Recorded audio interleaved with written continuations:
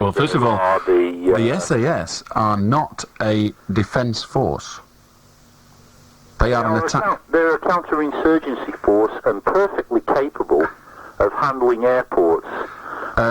Tony, Minimum. I want to get into too detailed a conversation here, but allow me to tell you that the manpower of the SAS is inadequate for the role. They haven't enough people. They are very specific specialists. Yes. The SAS would probably not undertake such a role without at least a considerable length of time to train for that role. The SAS role is very specifically different than that of guarding somewhere. And that's what we're talking about. Yeah. It would actually be a waste of an SAS man's training to have him wandering about Heathrow with an SMG. A considerable waste of his training.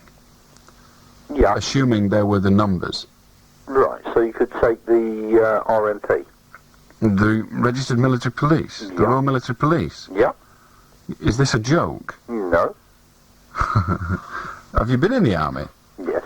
Have you? Yes. And did you earn respect for the RMP? In certain areas, yes. What, directing traffic? I think they can do slightly more. I think they can do slightly more. I wish they could do that, because I've seen the results of them trying. The RMP are just a military version of our police force. The trouble is, they're not as efficient as our police force. The Red Caps aren't worth a light. Having said that, Alan, there are units within the RMP that are perfectly capable of fulfilling that role, that are trained. I think you'd be better off with, I think, to be perfectly honest, you'd be better off with the RAF regiment, given that the sole purpose of the RAF regiment is to defend airports. That's what they're for. You can't let rock apes loose anywhere. Ah, you see, we're making progress now. We know where your prejudices lie. You're against the brokering boys with their tablecloths and bacon for breakfast. I know it all. Tony, you can't let rock apes loose anywhere. But unfortunately, Tony, I'm sorry, I don't accept that it's wrong to put a armed policeman in if it's right to put an armed soldier in. Well, Alan, we've been told point blank that they've just been issued with these brand new submachine guns. Yeah. Right? So they are now letting people out in airports that have just been issued with a certain weapon. Yes. Well, to me, that well, obviously, well, Tony, they've been trained on that weapon. Quite. I was going to say that if they put soldiers there with SMGs, those soldiers would have to be issued with them as well, because the regular issue in Her Majesty's forces at the moment is the SLR. Indeed, both have. It's a personal weapon. It is a personal weapon. Both have been trained on that weapon.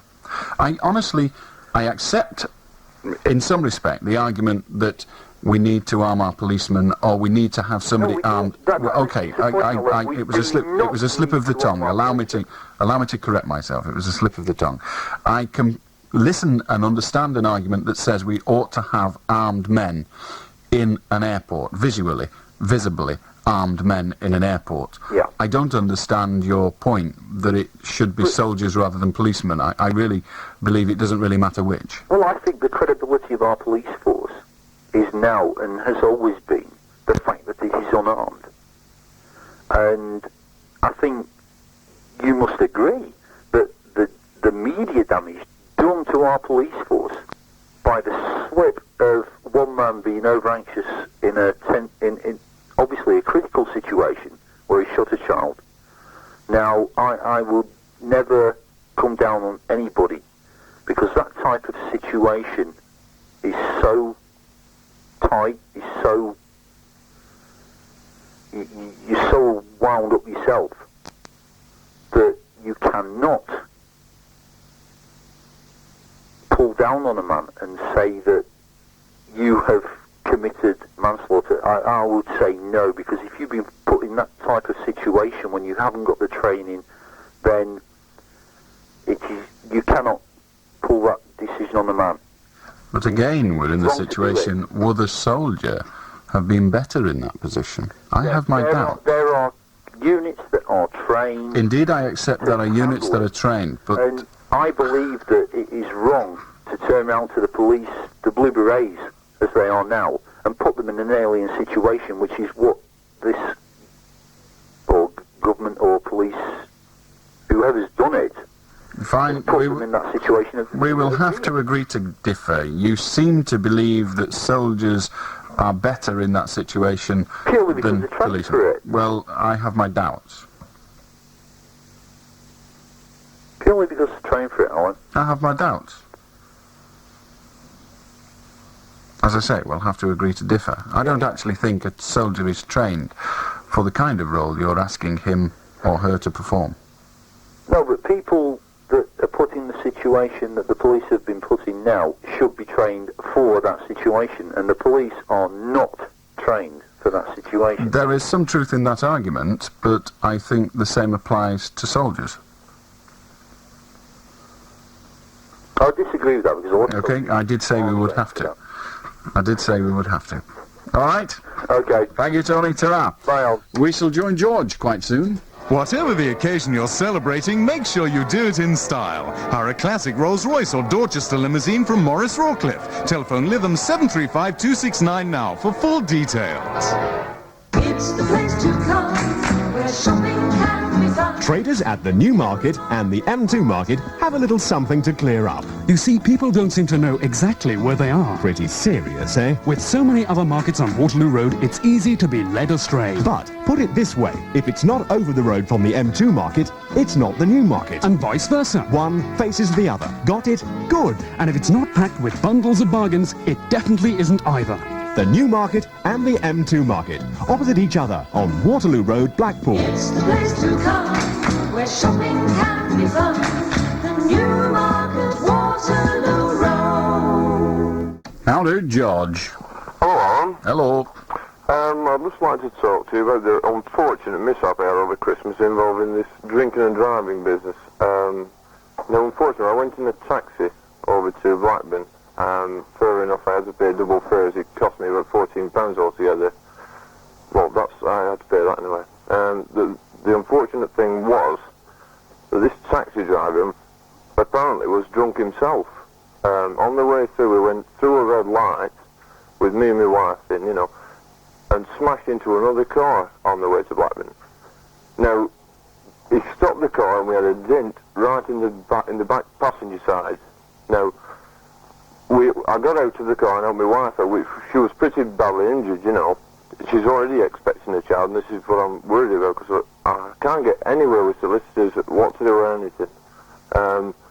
The taxi driver, as soon as we got out, got back in the car and went away, and all I know about the car is it's sort of a 14 or something like that, and it's got one of them yellow plates on the back.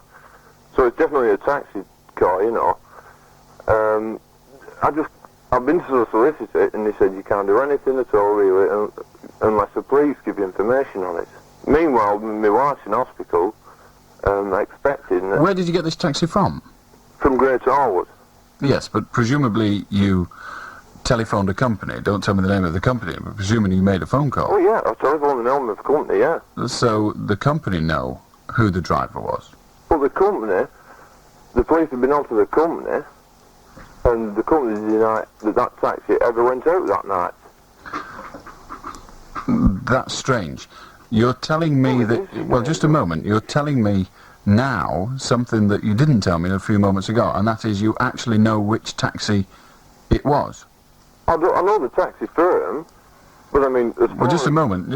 I'm sorry, we seem to have a contradiction here. It may be my interpretation of what you're saying. We'll look at it again. You phoned the company. Yeah. You ordered a taxi. Yeah. Now, your statement was that the company are now saying that taxi didn't go out. Which taxi? The taxi that was meant to come for us. I mean... So is the company denying ever picking you up? Just hang on a minute. Is the company denying ever picking you up? Yes, that's right. Right.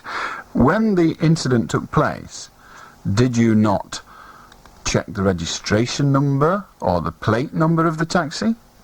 Not at the state I was in at the time, I don't know. You didn't? I was in a bit of a state that... Oh, you were bevied? Yeah. And your wife didn't do it? No. Because she was... Obviously, I should have done now, yeah, but... But that's the difficulty. Are the police aware of the incident? Yeah, well, I've been told. The police are prosecuting somebody. This place is prosecuting nobody whatsoever. I see. I'm ringing up every day. I mean, there is a chance that my wife might lose that child. Okay, well, before you see, no one can alter that. If you want compensation, if you want some form of redress, we've got to establish who that redress is against. Now, What do you mean the redress? redress, compensation. Yeah, I see. Okay? Yeah. Now, there's nothing else. I mean, first of all, to alleviate any need for further such questions, what do you want to happen? Well, I want to find the actual driver, mate. That's Right. all I'm interested in. Now, presumably he was involved in an accident, Yeah. as you say, with another vehicle? Yeah, with another vehicle. With another vehicle. The other vehicle stopped, and Right. they get the police and the ambulance and what, Right. So the ambulance came, and the other vehicle was there. Yeah, Have you any details of the other vehicle? yeah. You have. The police have got all them details, yeah. I didn't ask what the police have got, George. The question was, have you got details of I've the got the other... details, yeah. You have details of the other vehicle. Yeah. Have you been in touch with the owner of the other vehicle, the person that was involved in the accident? Yeah.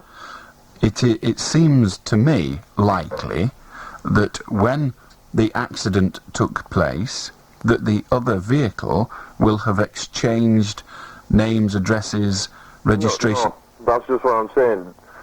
He had a smash, the vehicle went sliding across the road, the one that stopped, we got out, and immediately the Pakistan driver, or whatever it is, and he shot off right up the road and left everyone. I see. Before the other chap, So he merely left the scene of the crime, immediately, yeah.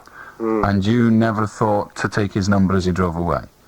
And nobody else thought to take I was it? perfect. I was more interested in the wife, really. Indeed, that's understandable. But there is the dilemma. For compensation to be awarded, you need to discover who was driving the car. Yeah. Now that is difficult, but might I suggest that you seek out who was driving the car? Were there any witnesses when you booked the taxi? Well, no. No. No. You were out for a night's entertainment and there was nobody with you? It was going to a party with some friends. It was pretty... And you were going from home? Yeah. Did your neighbours, have you asked your neighbours whether they saw a taxi arrive? Well, it picked us up on the... Do you know where the town gate is in Great Harwood? Not really, no. No, well, it picked us up in the centre of Great Harwood. Where did you make the telephone call from? From the telephone box in Great Harwood. Nobody saw you? No. I see.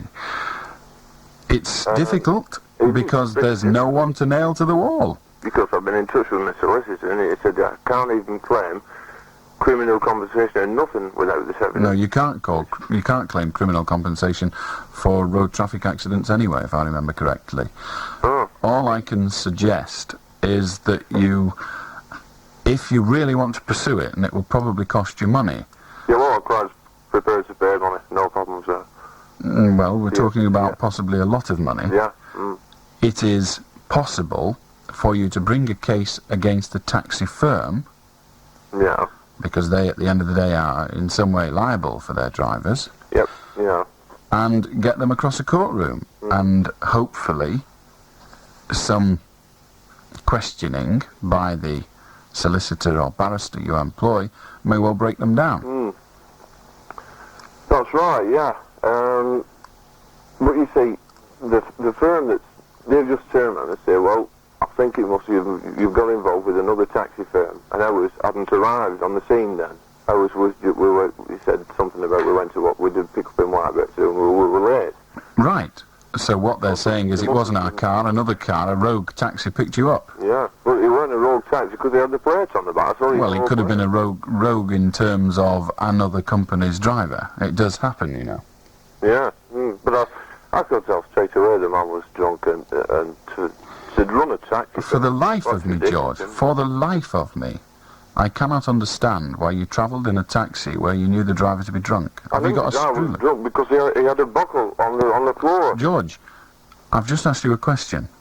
Why in the name of heaven did you travel in a taxi when you knew the driver was drunk? Have you got a screw loose? No, when I found out he was drunk, he went through a red light. That's when I realised he was drunk and he was reaching on the floor to this buckle.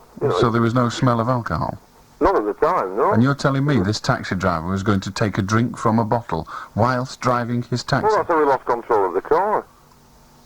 I find your story not unbelievable in the sense of I think you're telling lies, Oh, believe you me, but that's what... unbelievable in that you got yourself into that position. I appreciate all that you've said, but quite honestly, I am fascinated. It sounds ludicrous, I know, for something like this to happen, but it has inevitably happened. And by the hell, I'll never rest in my coffin until this man's caught, until I actually find out who this man is. Well, I think you're going to have a very unrestful death. It could take 200 years, you know, but I'm going to find out Well, who you this may not be around that long. Uh-huh. All I can say, George, is by all means take action against the taxi firm and hope that your lawyers, who will charge you an awful lot of money for putting them in an invidious position, but hope that your lawyers are able to break down the resistance put up by the other taxi firm. For example, one of the people that could be called is the person that they sent to the scene, the person that they sent to collect you. That's right. And then we can say, well, where did you go next? When you found you had basically a runner. Yeah. In other words, your client wasn't there, your fare wasn't there. Yeah, well, where did you go next? Okay, Alan, supposing that the bloke was never actually caught. He got away with it scot-free, and the police couldn't get anything at all. Well, George... Would I then be in a position not to claim any compensation? Well, who are you going to claim it from? Well, for my wife. Who from, I said, not who for. Well, I've got to claim some compensation from somewhere. Well, who? If my wife I'm asking you who.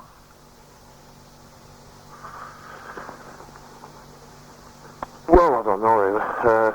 Well, someone is going to compensate Somebody you. registers those taxis, don't they? Blackburn Borough Council, whatever it is, that's what the place is. But they aren't responsible for the behaviour of the taxis. They lay certain rules down, but they're not responsible for the behaviour. The problem is, you can't get compensation from just anybody merely because you think you're entitled to it. You've got to get compensation from the person who caused your loss. Yeah. Well, you need to find out who it is. And if And I then- don't, there's nothing at all. And if you don't, Yeah. you won't get compensation. That's ridiculous, isn't it? Why is it ridiculous? Who should pay for it? Why don't you pay for it?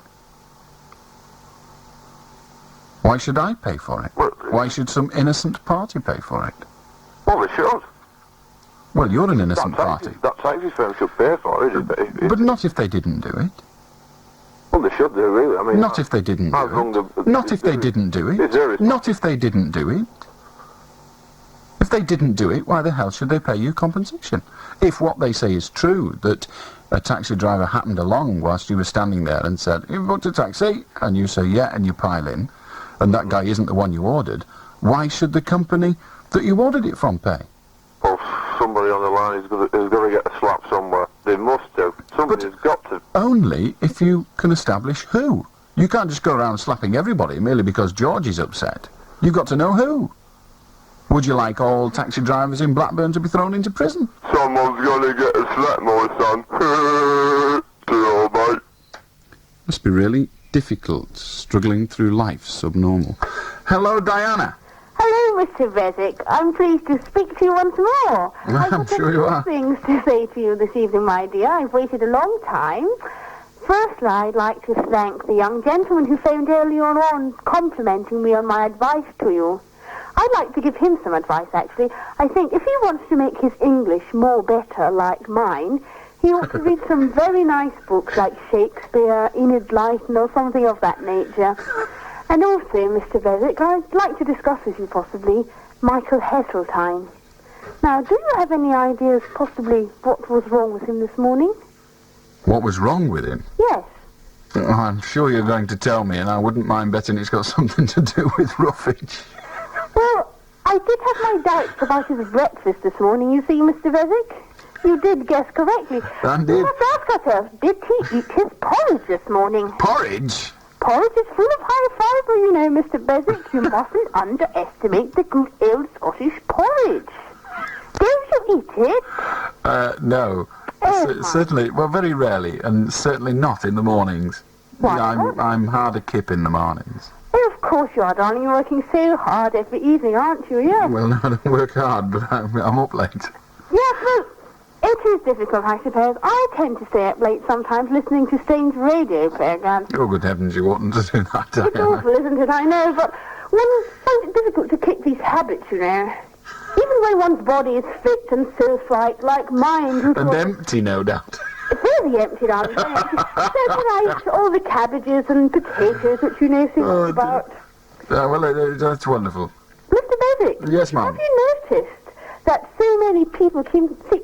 I'm making a mess of it again, darling. Indeed, indeed. Have you noticed that so many people keep ringing you up and saying, the Bible? Yes, I've noticed this. Why are they doing this? I don't know. Is this some new craze? I think it may be amongst a small proportion of our audience, yes. Perhaps Mr. Heseltine is a new Messiah or something, and he's... Perhaps, yes. He's certainly been crucified today, hasn't he? He certainly has. But mind you, maybe he won't be the last one. Maybe I think that is... by herself. I think that's more than true. He certainly won't be the last one. Anyway, Diana, it's an honour to talk to you. Oh, thank you, darling. Thank you very much. Thank you for ringing. It's a pleasure. Goodbye. Goodbye. Hello, it's Morning Paul Fairbairn here with a word about the Breakfast Show Ring Thing competition. I'm now on the lookout for your letters nominating not yourself, but someone else for a strange phone call from me. Think of a friend or relative who you think would appreciate a call and send me a few details about them along with their phone number. Don't tell them you've written. We do want it to be a surprise. And please give me your name and address too so we can let them know who's put me up to it. So get writing now to Paul Fairbairn at the usual Red Rose address, it's in the phone book, and listen out at breakfast time for the results. Oh, excuse me. Hello? Hello, Ernest Mulringer Jr. here. Lord save me. How do, Rena? I'm sorry, you got the wrong line. Hello, Rena. Hello? How do? I must contradict you on a statement you made the other night. I'm sorry. Why not? Everyone else does. You said, or you stated, that you was not a comedian. Well, I'm afraid I must disagree with you there. Anyone who can do the things that you do must be a comedian. Well, there must be an idiot. Perhaps not a comedian, certainly an idiot. I am a disabled person, as so you will imagine television and radio is my only form of entertainment. And you have had Bill and Ben on, you have had Captain Scarlet on, but my greatest laugh was, and I don't mean this offensively at all, was the day that you was on and said you'd had a terrible day because you'd spilt all this bitumen all over the carpet. Well, I can tell you, Mrs. Beswick isn't laughing. No, and that is who I was sympathising with, actually, because... There's a lot to that. I don't know why. Because I could picture her face when she came through and saw the actual mess that was made by her husband. Yes. I get the blame for everything. Oh, yeah, but the thing is, if you understand my point of view, that although there is a lot of comedy programmes on television, so-called comedy programmes, I would say, that since I started listening to your programme, I also am hooped and cannot get to sleep. So, the Well, let me tell you, programme has finished. I did manage to get just a soupçon of revenge today. One of the things I do, because I'm at home all day, is when Vicky comes home from work, I try to have a meal ready for her. Yes. So that, because we don't have a lot of time together in the evenings, as you can imagine. Oh. She comes in from work, eats the meal, or we eat a meal together, and then I go out to work. So I normally have a meal ready for her. When she's on late, working and getting home at about 8:15, 8:30, I get the meal ready, and she has the meal, and then I have mine when I go back in. All very clever.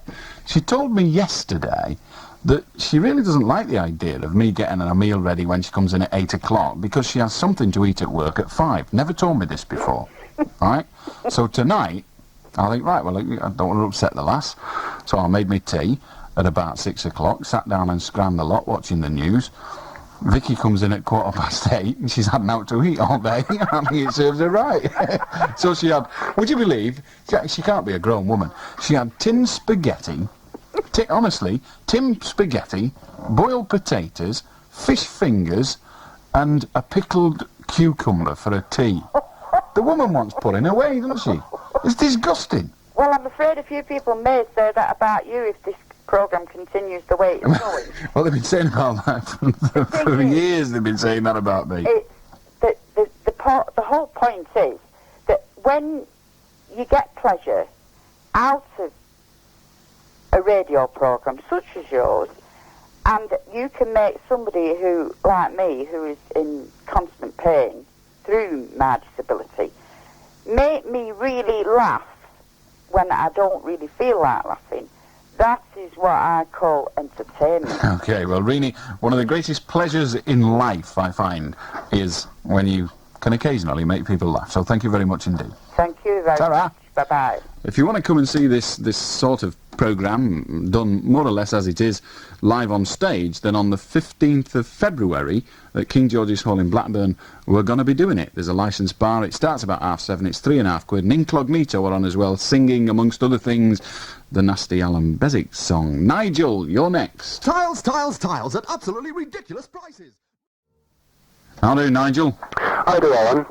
I went for a job interview today, right, and the interviewer had an arm amputated, right, he only had one arm, and I went in and sat there, and, like, he told me off for sitting down without permission, and I said, well, there's no arm in it. Yeah. Which was it's an old joke, really, isn't it? It wasn't off the cuff. It's an old joke. How do, Paul? Hello, Alan. Alan, you know, before the start, it's okay to turn up at Wigan and pay at the door, because for me to go to Preston and get a ticket is more bother, like, you know what I mean? It's a 30-mile round trip, so it's okay just to pay at the door. Well, you'd be very disappointed if you turn up at the door in Wigan. I thought you was appearing on the 16th at Wigan. No, Blackburn. I thought it was Wigan P, where it was 50 pence to get in. No, it's Blackburn. Well, what's the nearest to Liverpool, then? The nearest what? The nearest show. The only one planned at the moment is at Blackburn. I thought it said Wigan. Anyway, Alan. Go on. You know them reporters that got the discipline for the, you know, that Mycock case. Well, I think that's wrong now, because they set a man free there. You know what I mean? They set a man free. That is absolutely true, or at least their programme and their research did. But the programme itself, the whole idea of the Rough Justice programme... 24 hours a day, Red Rose Radio.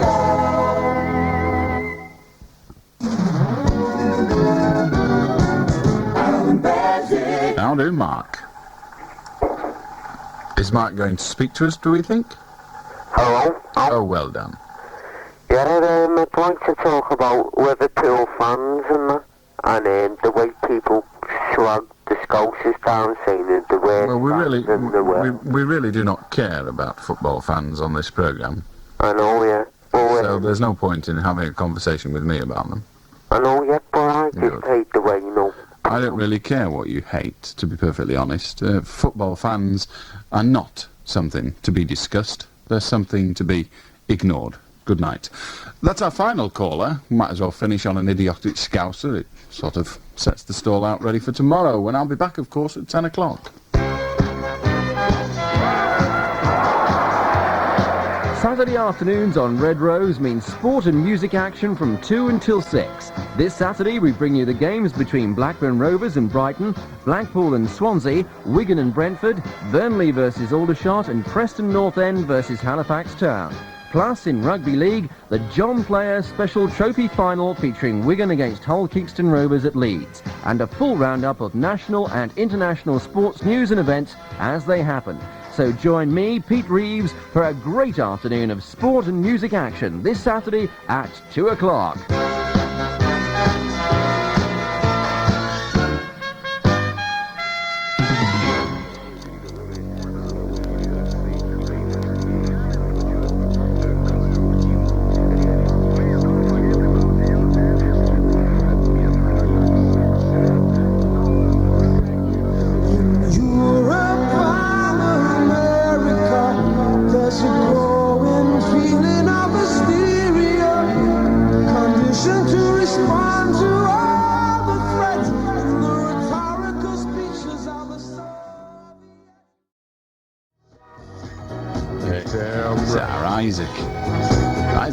is and shop.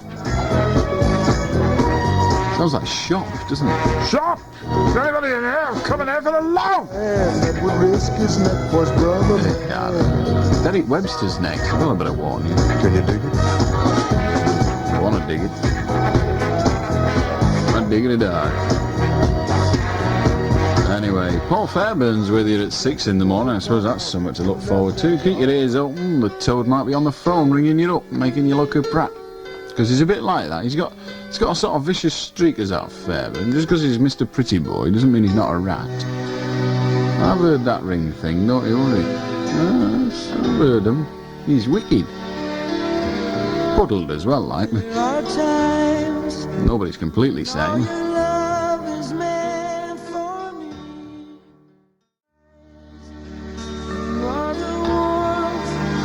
More than just the two of us, but only a couple more. It's getting a bit like that this time of the night. They're all asleep. They've all got far more sense than staying up all night with me. Anyway, you'll get another chance to do it tomorrow at 10. Till then, ta-ra! Red Rose Radio. The 2 o'clock news, this is Bill Bingham.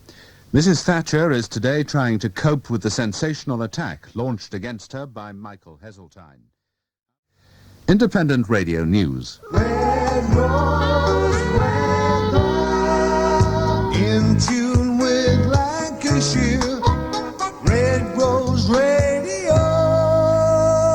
All right, that should have come on after the weather. Cloudy with rain, persistent and heavy, and mild overnight too, believe it or not, with temperatures about 8 centigrade, 46 Fahrenheit. Tomorrow, brighter weather with, or should I say later today, brighter weather with sunny intervals and scattered showers. Morning, Derek. Derek. Morning, Derek. Derek. Morning, Derek. Derek Webster. Derek Webster, with music and much more. Nightline with Derek Webster.